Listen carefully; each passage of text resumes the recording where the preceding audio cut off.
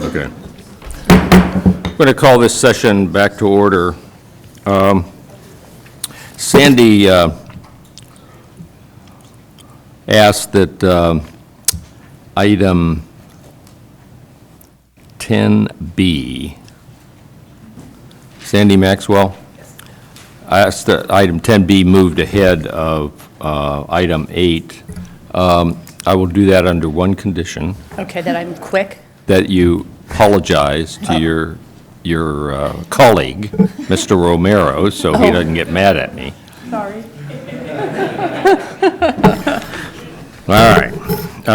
Please proceed. We're under, excuse me, we're under item 10B, the Delta Subventions Program. So my name is Sandy Maxwell, and I'm with the Delta Levy Subventions Program. And I want to thank the board for always being so supportive of our program, and Mr. Valines, Mr. Countryman, and Leslie, who always take the time to help us out when we have questions and just need general support. So I appreciate all of your assistance. I'm here today to share with you the importance of the Subventions Program and to remind you how important and effective the work we do and the funding that is provided through the Subventions Program each year. I also recommend the approval of the 2017-18 allocated reimbursements and the fiscal year 2019-20 funding plan for $10 million. The Delta is a vital link to California's water supply system, providing water to some 27 million Californians. For the last 46 years, the Delta Levy Subventions Program has helped protect habitat, wildlife, water quality, water supply, and reduce the risk of flooding in the Sacramento-San Joaquin Delta. The Delta relies on a network of levees to protect over 700,000 acres of land and important key infrastructure from flooding. The vast network of levees protect urban and commercial lands, farmland, highways, railroad, aqueducts, and transmission facilities. These same levees also protect habitat, wildlife, local and legacy communities. The levees in the Delta are some of the hardest working levees in the state. They hold back water 24 hours a day, 7 days a week, 365 days a year. And if they're not doing their job, we have a problem in the Delta. The goal of the Subventions Program, as explained in the Water Code, is to preserve the physical characteristics of the Delta and at the same time ensuring no net loss of habitat. Because the Delta is a key component of California's water supply system, the levees are require close monitoring and regular maintenance in order to remain effective. The work of maintaining and monitoring is done by local agencies that are unique to each island. The local agencies use a combination of local funding and state funding. The state funding is provided through the Subventions Program and used for maintenance, rehabilitation, and emergency response. This chart shows the millions of dollars spent annually by both the local agencies, shown in red, and the Delta Levy Subventions Program, shown in blue, The green is the total of both. Over $220 million of state funds has been provided to the local agencies by the Subventions Program, which began in 1973. The importance of this investment is demonstrated every day. Delta levees deal with tidal fluctuation, changing weather conditions, excess and unwanted vegetation growth, burrowing animals, and trespassers, which, as you know today, is a major problem. Local levee maintaining agencies work tirelessly to maintain the levees, minimize flooding, and prevent levee breaches. We are currently funding fiscal year 17-18.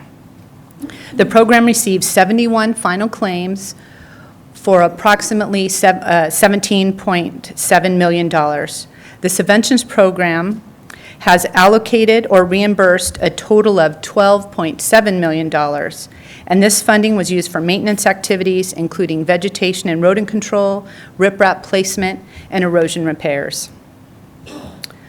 Today, the Reclamation District is actively maintaining their levees, mowing, spraying, eliminating rodents, rocking the levee slopes, and clearing ditches. The work the RDs began in July of 2018 will be completed at the end of this month, and they will include this work in their final claims that they'll submit to our program in November to begin the reimbursement process. In April, the Subventions Program received 72 applications for the 2019-20 fiscal year, requesting maintenance for funding the nearly 800 miles of levees in the Delta. We recommend the board approve a $10 million funding plan for fiscal year 19-20. This is in Table 2 of your staff report. The Delta Levee Subventions Program plays an important and valuable role in keeping the Delta levees resilient and in the required shape needed to do their job of protecting prime agriculture, major utilities, and transportation networks, water quality, and water supply. Because of the work we do with the local, state, and federal agencies, the Subventions Program forges strong partnerships. It is these partnerships that support the struggles that the local agencies face each year, keeping back floodwaters, daily tides, and the ever-rising sea levels. The state of California, through the Subventions Program, provides this annual investment for the Delta's levees to ensure that the levees are well-maintained, and thus protecting California's water supply. According to the Water Code, and because the millions of Californians rely on the water passing through the Delta, the Subventions Program staff recommends the board approve the 2017-18 allocated reimbursements and also approve the Subventions funding plan for $10 million for fiscal year 19-20. So that concludes my presentation. Are there any questions? Sandy, this program was funded normally with $12 million. That's your program, but you've not spent that, have you? This fiscal year for 17-18, we came back and asked for 14, and we're going to be spending approximately 12.7. Prior to that, we haven't spent 10. We've spent 7, 8, and 9 million. Okay, so that's probably why the budget police are after you, huh? I think so. Okay. Oh, questions from the board? One quick question. Can you go back to the slide that had the 1718 on it? I think this is the same question Bill just asked, right there. So approved funding 14.5, eligible and allocated. So between the 14.5 and the 12.7, what happens to that So what happened gap? was, when we received all the final claims, we thought we were going to need more funds. And with the deductions, so some of the reclamation districts included things that were not eligible under the program. Okay. And so that's how come we're only going to need the 12.7. And that's part of the approval today, is that 12.7? Yeah, Got it, yes. okay. Just wanted to clarify that, thank you. And then I should let you know, the Subventions Program will not be part of flood management as of Monday. The Subventions Program is moving to the Multi-Benefit Initiatives Division, and our Deputy Director will be Chris Chernell. still be housed with all of them? So will still be the Delta Levies program. So Delta Levies includes the subventions program and special projects, but we'll be moving to a different group with other priorities. So not with flood management? We will not be with flood management. Okay. And what was the reason for that?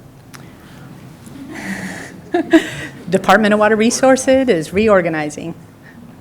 Yeah, I don't understand, though. Does the other group have anything to do with flood management? The multi-benefit initiative, Yeah, I know not directly. all flood projects have to be multi-benefit, but I didn't know they did flood management, too. I don't believe they do. It's a new unit. I haven't had much interaction with them yet, so until we're involved, I can't really answer that question. Okay. This seems a little odd to me. Okay. Anything else from the board? I just want to thank you and your team for the work that you do, Great. working with everybody and putting it together. Yes, it does a good job.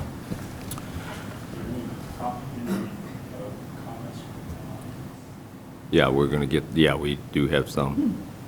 Anything else for Sandy? Clyde? Yeah, I just, when I went to work for the legislature, when I started my career, I did a lot of kind of investigations on the Delta, and I would have guessed back then that we would have lost a whole series of Delta islands by now. And I think it's, through the work of this program and the special projects and the work of the locals, that the only big island we've lost has been Jones Tract. And I mean, I think that is an amazing outcome. And if you remember in this, we had all those storms in January of 2017, and the Delta really held up well. We did the maintenance that the locals are doing was all demonstrated during that storm. Okay. Okay, we have a couple of speakers, or one, I guess, on this item. Gil? Good afternoon, President Edgar, members of the board, Gilbert Cosio again, MBK Engineers. I just wanted to make a comment on what President Edgar mentioned as the budget police. Yeah, we're getting cut a couple $1 million this year allocation, and I understand that. But if you look at actually what happened, for about the last 10 years, we've been focusing a lot more on special projects side of things, which provides a lot more money, a lot higher state cost share, and so we were able to get a lot of bigger projects done through them. And because we still have either a 5 or 10% cost share, a lot of our assessments were going to cost share those projects. And so now we're gearing up to get more into subventions. So the timing isn't great that we're losing money. Certainly we're prepared to ask our clients to limit their funding or their work to the highest priority if possible, and we can probably get by this year with that. But I'm a little bit worried in the future. We've got a few things going on. One, we've got reporting and monitoring, inspection reports and monitors that are taking a little more of our time. We've had some mitigation issues. We've had to use some of our funds for mitigation, and that doesn't seem to be slowing down much. And then because of the LOI SWIFT and the OMR, we're probably going to do more on project levies, especially coming out of the repairs for the current erosion sites. If we have a lot of erosion sites left, we're going to have to focus a lot of our money on that. So my hope is that we can get by this year, and then maybe next year we'll be prepared to maybe ask for more if that's even available. Yeah. Well, Gil, you've been in this business a long time, and you should know you either use it or lose it. Oh, yeah. And we're just using a bigger pot of money. I don't know how much money we spent the last 10 years in special projects, but it had to be I'm $200 sure. million. I'm Yeah, sure.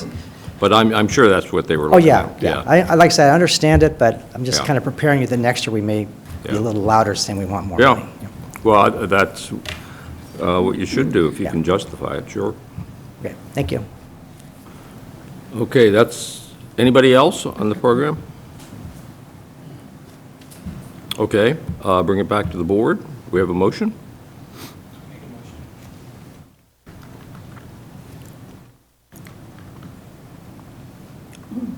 That was the lines. Oh, It's an action item. Yeah, I didn't hear him say. Yeah, that's second. Okay, moved by Lyons, seconded by Countryman. Staff recommendation be approved. All in favor? Opposed? Okay, items completed. Thank you, Sandy. Let me know how your new assignment's going. Okay, we're back to item 8.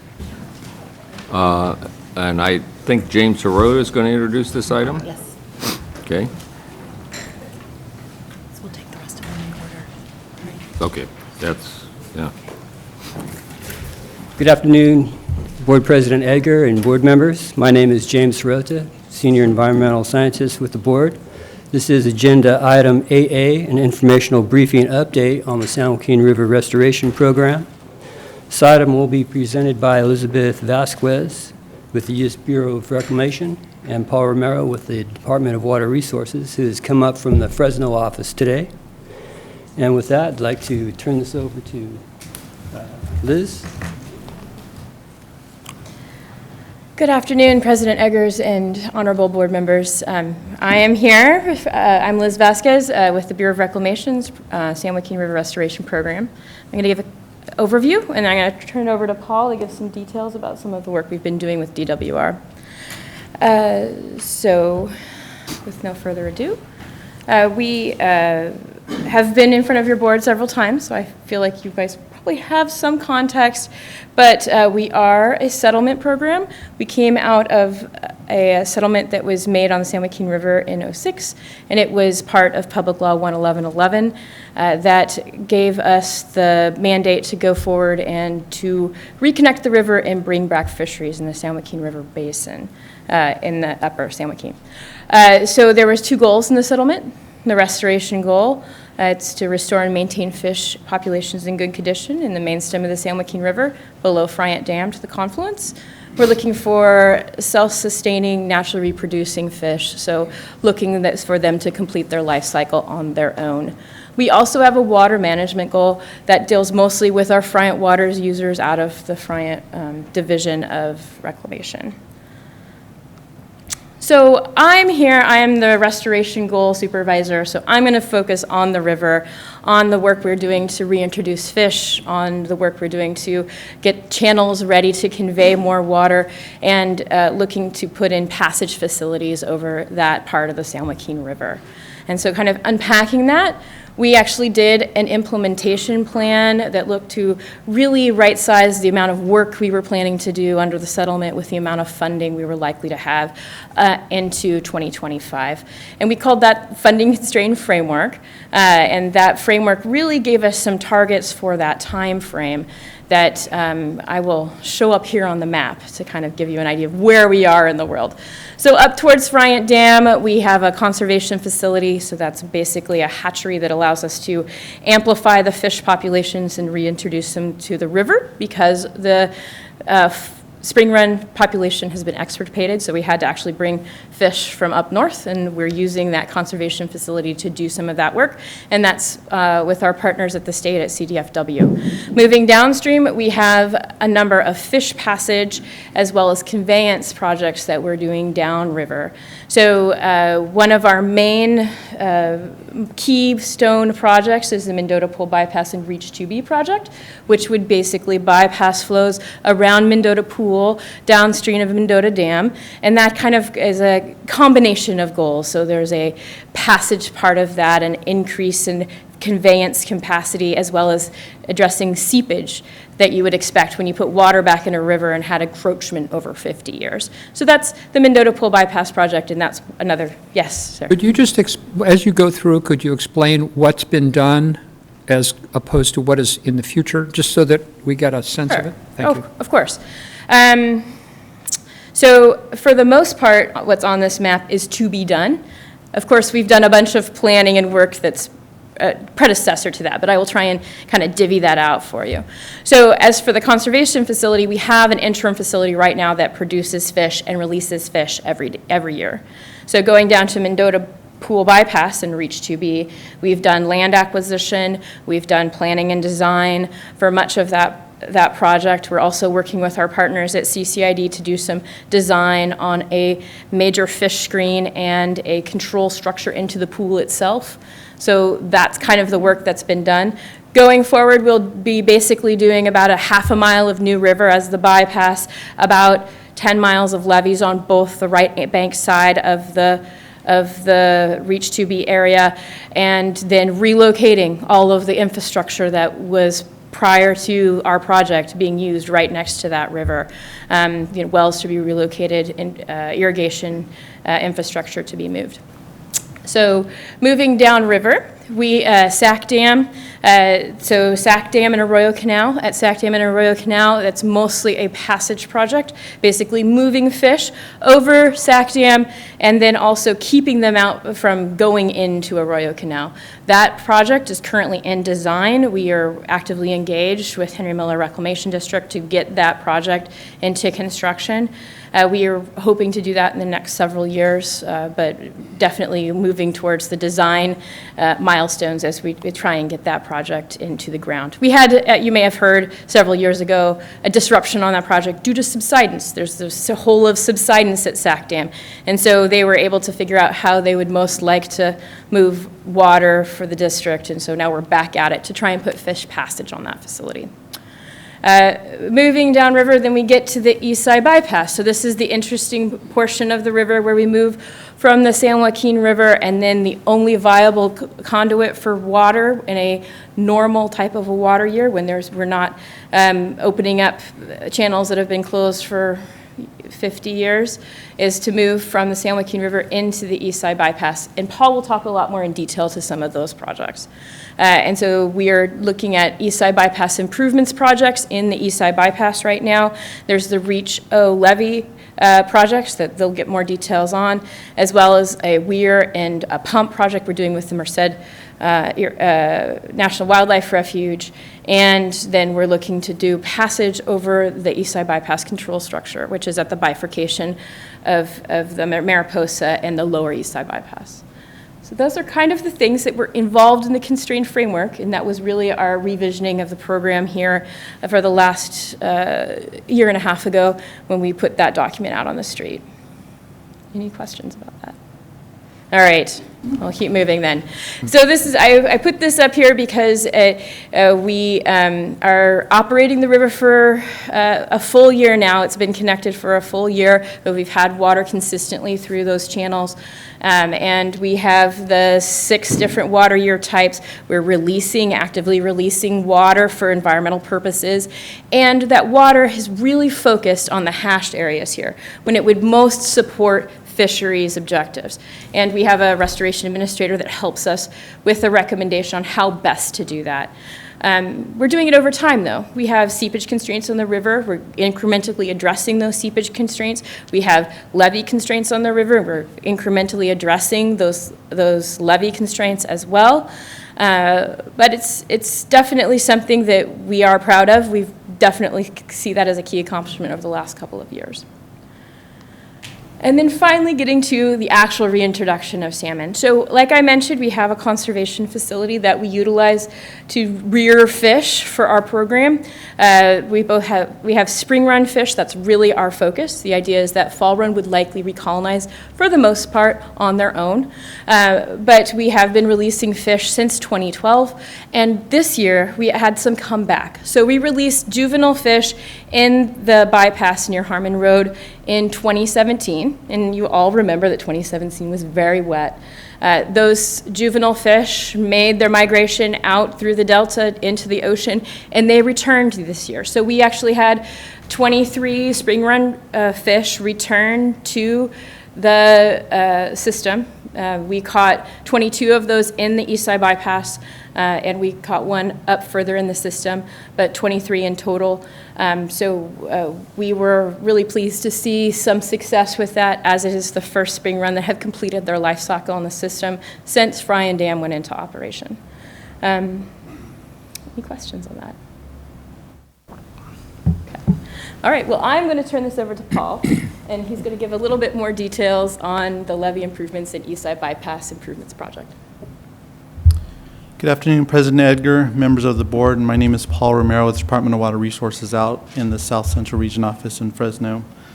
So like Liz mentioned, the program has plans to implement several projects for the restoration program by 2024 to further the actions of the settlement.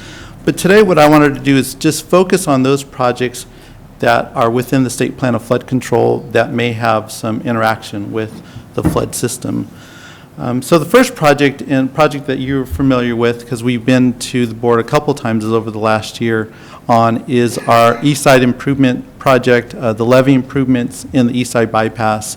This is a 2-mile levee improvement project on the East Side Bypass in Merced County, just downstream of the Sand Slough, if you're familiar with that area. This is a project we recently obtained a encroachment permit from the board. We appreciate your efforts in doing that. We actually were hoping to be in construction right now on that project. Unfortunately, some of the timing of our permits, and the recent flood flows that are still ongoing, we've decided to delay that project to spring of 2020. So by April 2020, we should be moving dirt on that project with the goal of completing those levee improvements by the end of the year. The next project is another project that we're very active with right now, is a fishway project. It's a fish passage project in the East Side Bypass. We're actually going to be adding a rock ramp fishway just downstream of the East Side Bypass control structure to allow fish to migrate past that structure. You can see where this project really has two parts of it. One is including a rock ramp fishway downstream of the structure, and then the other one is making some modifications to the control structure. Modifications to the sill, the baffle blocks, some of the flashboards that are upstream of that structure, all to help fish migrate past that structure. Now, we're right now about 90–95% designed for that project. We've actually sat down with the Lower San Joaquin Levee District on that project. They did have some concerns of some of our modifications to the control structure that we would impact the stability of the structure. So we've actually taken back the design. We've made some improvements, some enhancements to the design that we think will address those issues. Right now, we're just making some final touches on the rock sizing, on the placing of rocks for fish passage of the ramp itself, and then we'll be going back to the levee district to see if they have any more concerns. Our goal right now is to have this project back to the board later this fall for an encroachment permit with the goal of implementing this project in 2020. Now, this is a very important project to the success of the restoration program. As I think Liz mentioned, if she didn't, the program has recently trapped 23 up-migrating salmon in the restoration area. 22 of those fish they trapped just downstream of this structure. So this is definitely a barrier to fish passage, and we believe that if we can make these improvements to this project, it'll allow fish to continue their up-migration to their spawning grounds, at least go another 20 miles plus, get them out of the flood system back into the main stem of the San Joaquin. So our goal again is to implement this project in 2020, and we're hoping to get this to the board for an encroachment permit sometime later on this fall. Another project that we actually haven't started, but we're going to be starting here pretty soon, sometime this year, is a fish passage project at the San Joaquin River control structure. So the San Joaquin River control structure is a very similar structure to the East Side Bypass control structure with very similar fish passage issues. So later on this year, we're going to be looking at concepts, looking at alternatives to also get fish past this structure.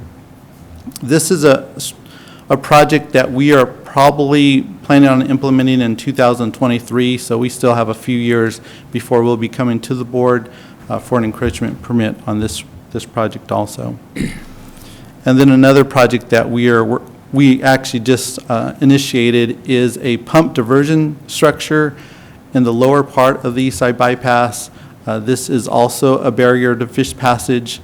So we're going to be looking at, over the next year, looking at concepts, alternatives for allowing fish to migrate past this structure. Right now, fish can get past this structure at very high flows, but at low flows, it is definitely a barrier. This is a project that we are hoping to be in construction in the 2022 timeframe. So we have a couple years before we before we come to the board on a encroachment permit for that project also.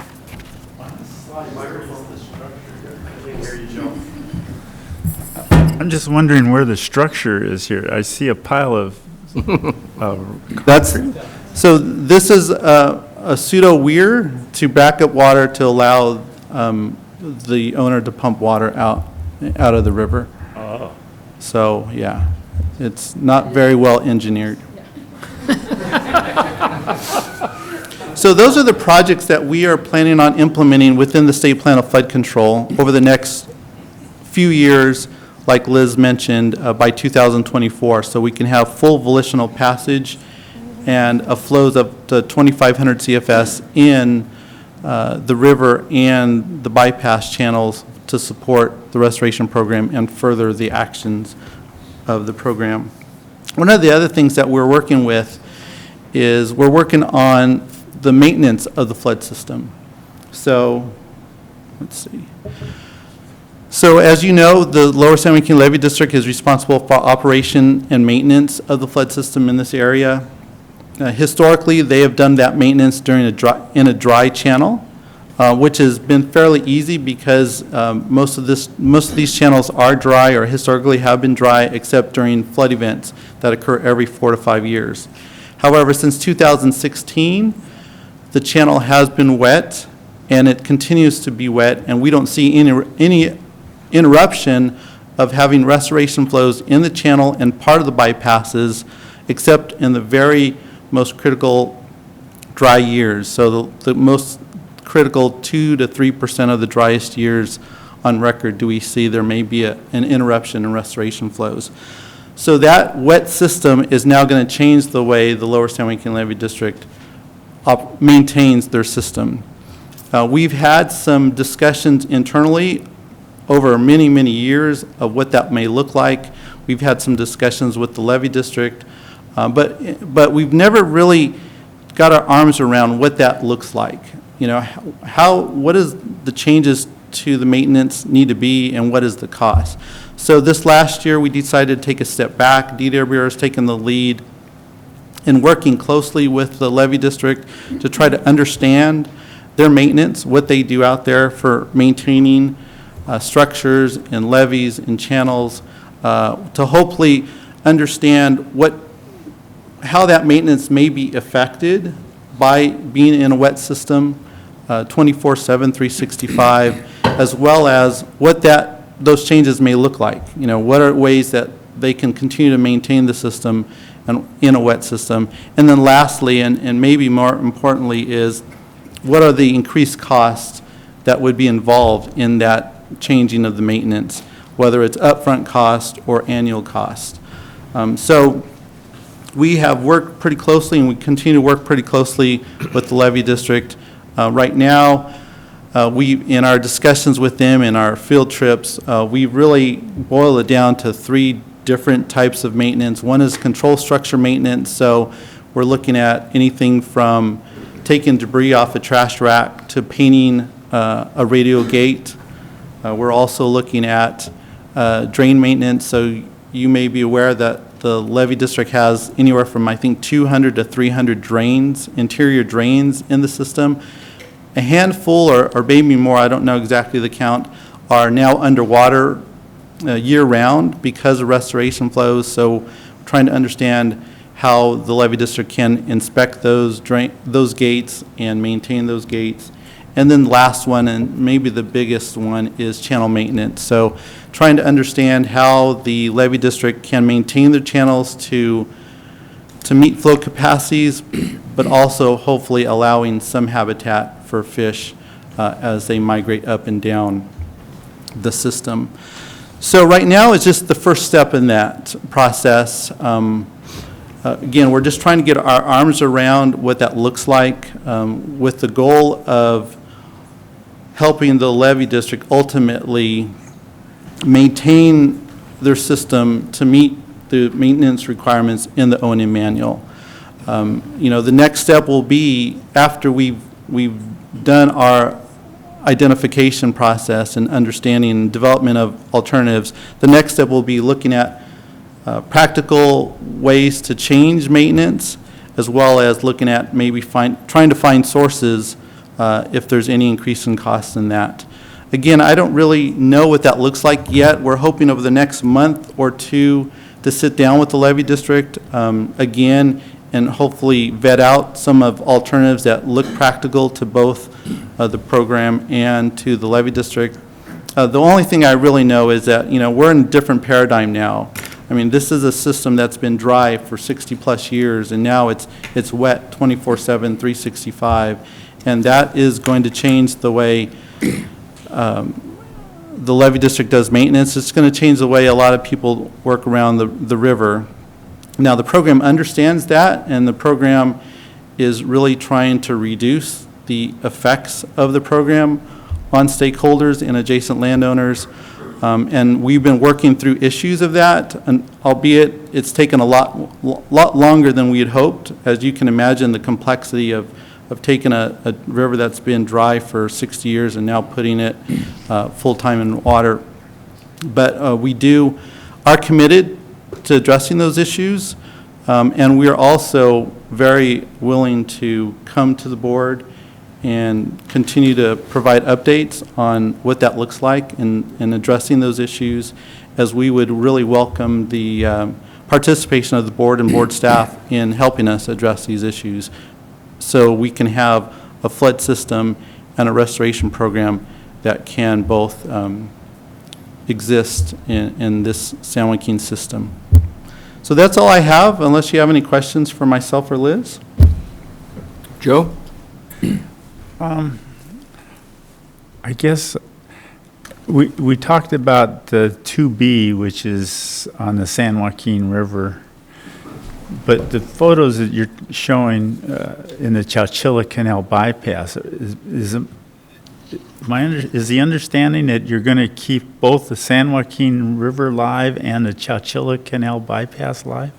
So no, that is so at that confluence of the Chowchilla bypass, there's a bifurcation, there's two structures. Yes. So all restoration flows are going to stay in the channel there. That's what I thought. So the modification would be to the San Joaquin River side of that structure. So but the maintenance, I mean, I've been there when they're doing maintenance on the Chowchilla Canal bypass, like you say, it was in the dry. That's still going to be in the dry, right? Or No, so that will, because of that confluence area, will pretty much be wet. That structure will also be wet during restoration flows. So any kind of maintenance, which I believe a lot of it will just be painting of that structure, and maybe debris removal will occur in a wet condition. Are you talking about on the river side of the structure or on the canal side of the structure? So it'll be on the river side of the structure, Okay, yes. so that's what I was talking about. On the canal side, that would still be dry. Right, so there's no restoration flows that enter the Chowchilla bypass. Okay, thanks. Anybody else? Clyde? Yeah, kind of when we look at this picture that you've got up, which is, I don't really think it's typical because there's usually not trees. But what about what are the temperature consequences of, I mean, this is not shaded riparian vegetation kind of thing, and so do we have a serious problem with temperature on this? Yes, we do. And I'll let Liz answer that question. Yeah. So there are certain portions of the river that are ideal for fish habitat, but there are certainly areas where there is a lot of worries with temperature and with the fact that there's not very much habitat in the floodplain. Certainly, the bypass in some areas, that is the case. Now, that said, that's fairly far down in the system. All of our rearing and all of our spawning are towards Friant Dam.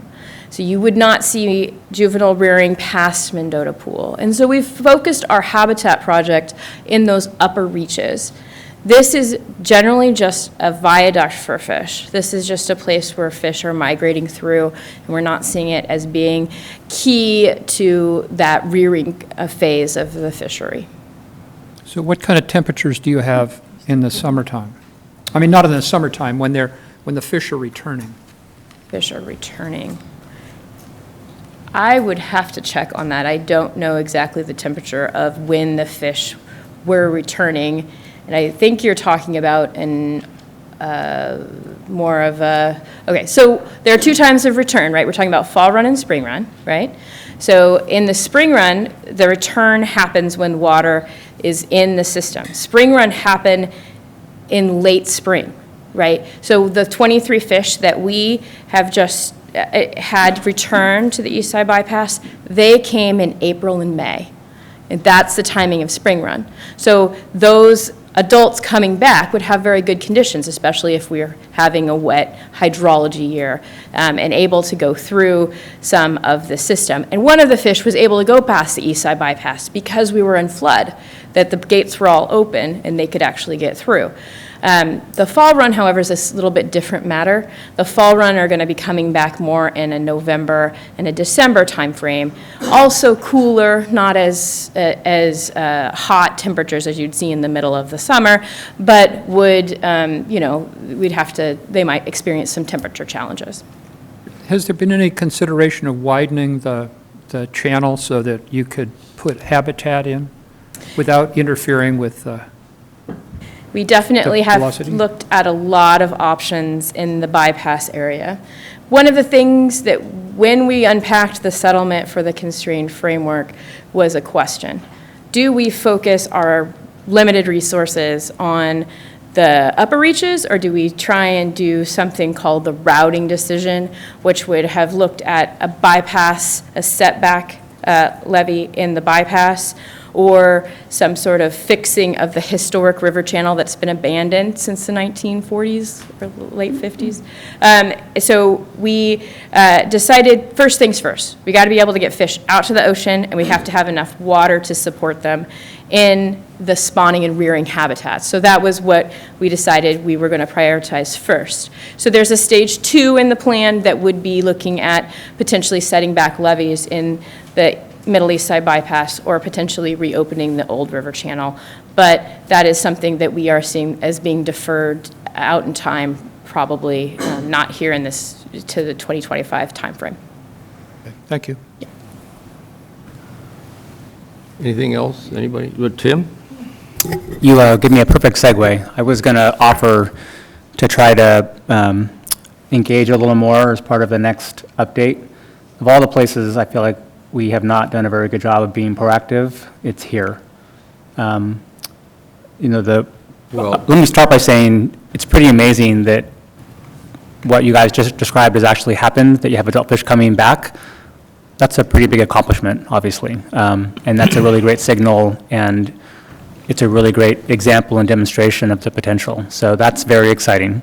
But having watched from afar in different places for about 20 years, I feel like you guys have put your head down with the limited resources you got and have done pretty amazing things, but all these things could be done that aren't able to happen for various reasons. And I don't want to continue to paint ourselves into a corner. We just approved a project to entrench and to, rebuild the levee where it is now. It would not allow us to do, Clyde, what you just suggested at that location.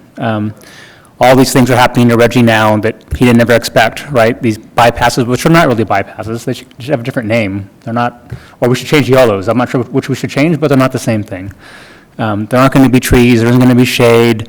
They're going to have to be able to do maintenance now in the wet, because that was the easiest path forward for the restoration program. It's going to make Reggie's life more difficult. It's going to make our lives more difficult. And it may not be the best thing to do long-term. There might be a better idea long-term, and I think that's the invitation I was hoping to accept, which is to look at what that San Joaquin Basin Plan looked like from 2017, lay it on top of the restoration program, talk about some of these things, and figure out what we might be able to do differently moving forward to try to help both the flood plan, but also help the restoration program build on the success that you guys have had. So I just wanted to thank you guys for what you've done, but maybe also look to the future a little bit. Okay, I think we may be a little bit ahead of you, Tim. You know, this little project that Jane and I have going out to the LMAs and talking to them about, you know, PL 8499, all their projects that they want to do and so on. Well, Reggie, as Paul probably knows, and Liz knows, every time there's some issue come up with the restoration program and the district, I get a phone call, or I see him at one of these conferences and he complains about it. You know, and I finally, Jane and I had a meeting with he and his directors. And we suggested that they do the same thing as Yolo County. And that is take all the projects that they have listed for flood management down there, all the things that they want to do, and develop essentially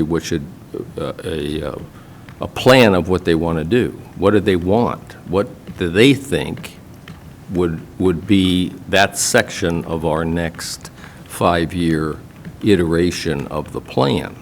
Because then once we find that and we go back and forth, we have that section of the plan that describes in more specificity from flood management standpoint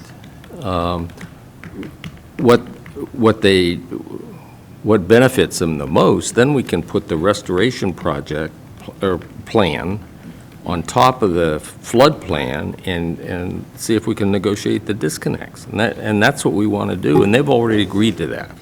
And that's great. Yeah. I want to make sure that we have our own voice in that. That's all I'm saying. I want to know what Reggie and folks on the ground think for sure, and we're hearing from them anyway. They're not shy, which is great. But the restoration program is a joint state-federal program, and we're part of the state too.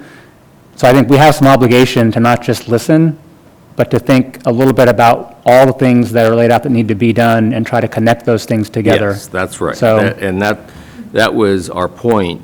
Both Jane and Leslie was there, and myself made that a point to his directors, that they've got to come up with kind of what they visualize as the vision for the San Joaquin. What do they feel is the most appropriate? Then we can begin to work with something, but we've got to find out what they think ought to work from a holistic standpoint. We don't have that yet, Tim.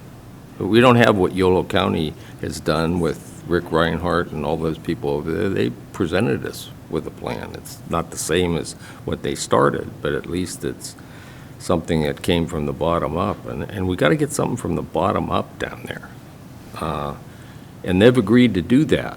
And I'm a little worried about the timing here because, let's assume that it's going to take a little while once they, they're going to have CH2M Hill put it together and try to figure it out. And so we'll negotiate it and see if they're the kind of disconnects between the restoration plan and the next phase of the flood plan, what they are and what we can do, just like you're doing. But you're doing it on a, gate, by weir, by this, by that, and let's look at the concepts. And if there's some disconnects in the flood planning versus the restoration planning, I think that's where these things will bubble up to the top, and we can begin to work with the locals.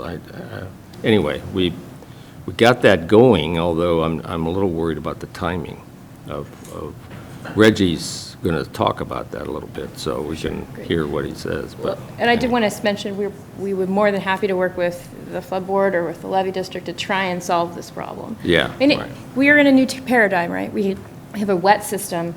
It hasn't been wet for 60 years on a consistent basis. It's new challenges, new opportunities to work together to try and put something together that will work. Yeah, for all of us. they're very worried. They had some of their maintenance people at our meeting that they're very worried about this maintenance in the wet. And very concerned about that. But we're going to have to figure out a way to do it. That's- And maybe you have examples of how to do that well. There's other systems that are maintained in the wet throughout California. And Yeah, so just hopefully you guys have some ability to help with It's a some matter that. of money. It's a matter of money, that's all, I think. Yeah. Thinking about this wet situation and the stretch of the river from Friant Dam down to the bifurcation structure, which I've been there when it looks like the Sahara Desert or some sort of sand thing. I'm just wondering, what kind of losses? It seems like that would be a very porous area where a lot of water would be going into the ground. Do you have a lot of water loss in that area? The losses vary. So from Friant to Gravelly Ford had historically been wet, right? Because we had to maintain 5 CFS past Gravelly Ford. So that was a known amount of loss that was programmed into the settlement.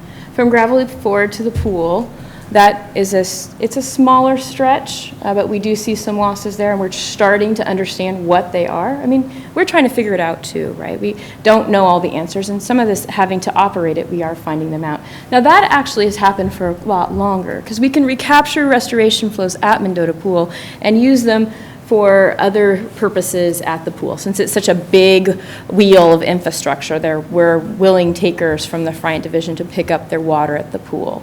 And so that's been something that we've had ongoing for basically since 12. The big stretch that was new that we reconnected in 16, that's the wetted front from 16, taken from the East Side Bypass Control. That's what that picture is. From 16 on was when we got water past Sac Dam through the Middle East Side Bypass connecting to our Reach 5, which is at the bottom of the Lower East Side Bypass. And so those are some things that we're definitely trying to figure out. Right now, they're thinking the losses aren't terrible. There is a clay layer under that Middle East Side Bypass, so there's a little bit more clay underneath there than it first appears, since there is so much sand that's been deposited on the surface. But I can give you exact numbers if you'd like later, but I don't have those numbers with me. But we are feeling like the losses are stabilizing, and we're not seeing it disconnect because we're not guessing correctly past Sac Dam. And we release about 150 CFS to 200 CFS past Sac Dam and have a connected river. So how much do you release from Friant Dam to get 150 CFS down? Gosh. Now that is a harder question for me to answer. I can provide that information to you after the meeting, if Okay, that would be thanks. okay. Anything else for Liz or Paul? Okay, Reggie, you wanted to speak? Pretty much covered everything.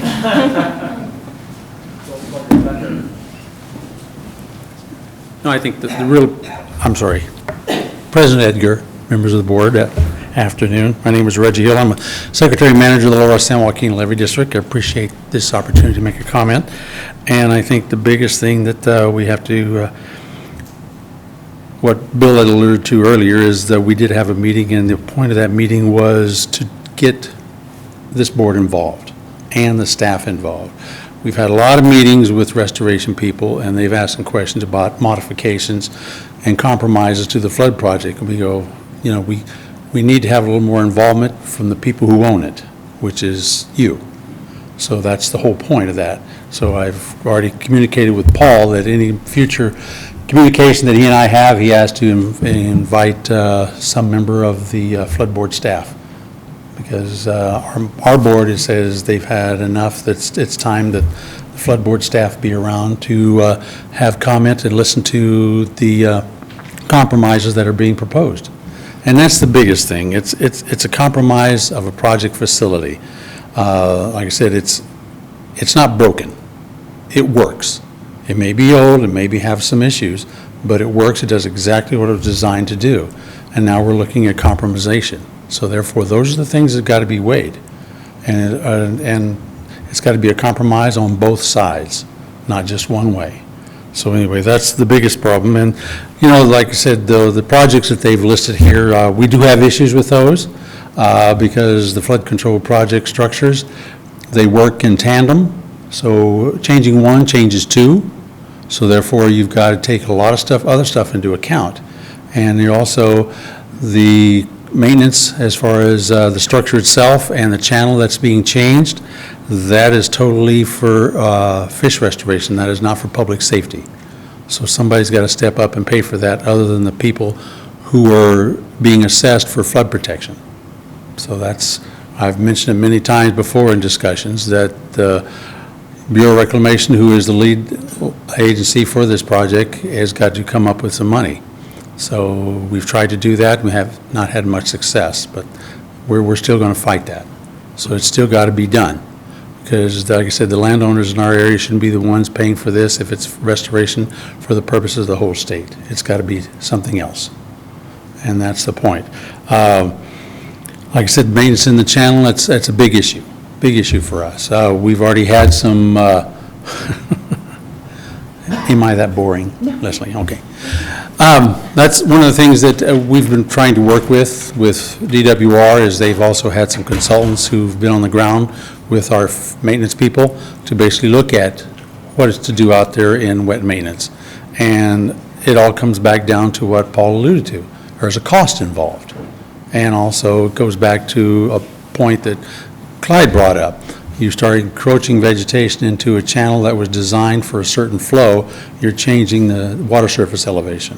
And not only that, but in this particular reach of the east side bypass, you've got sedimentation and subsidence.